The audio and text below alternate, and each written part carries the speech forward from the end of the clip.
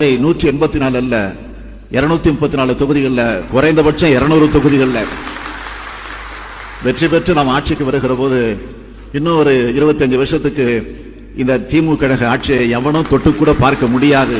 கூட்டணி கணக்குகளை மட்டுமே நம்பி இருமாப்புடன் 200 வெல்வோம்.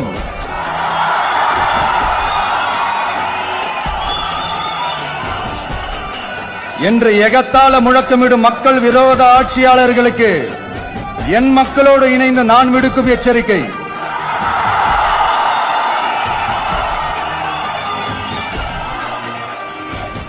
நீங்க உங்களோட சுயநலனுக்காக பல வழிகளில் பாதுகாத்து வரும் உங்கள் கூட்டணி கணக்குகள் அனைத்தும் 2026